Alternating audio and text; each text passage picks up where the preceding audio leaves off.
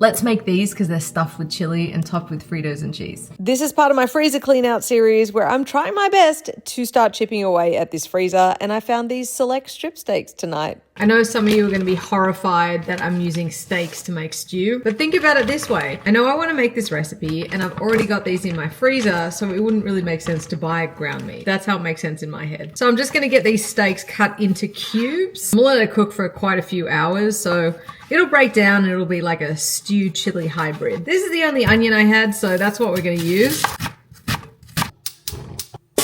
Onions go in just till they soften a little bit. Crushed garlic as well. So while the meat starts browning, I'm going to add in my chili mix. If this weren't chili, I probably would have browned the meat first to get a really hard sear on it, but I don't think you're going to taste the subtlety of that flavor once this goes on. So I reckon that's about 2 or 3 cups of chicken broth that's mostly still frozen, but it'll just defrost in here.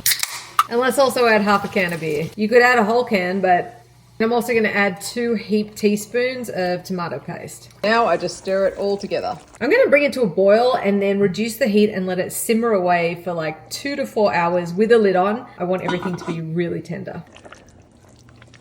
It smells fantastic. I'm using a slotted spoon to take the meat out and I'm gonna shred it. The chili has turned into like a proper thick sauce too. I think it's easiest to just break this up by hand. The meat's just gonna fall apart. You can use a spoon to break it up. This is just way more fun. This is exactly the consistency I was looking for. Adding it back in.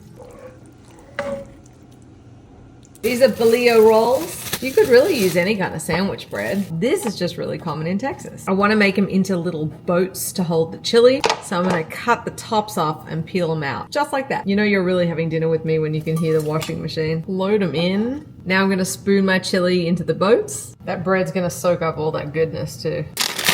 These are actually smoked. They're from Low and Slow Snacks. Crush those on top, so they're getting a little bit of a smoky flavor too. And of course, cheese. I already paid the cheese tax. When it looks like you've got enough cheese, keep going. Throw it under the broiler. I don't even know what to call them. Frito pie subs? Not too bad for a freezer clean out.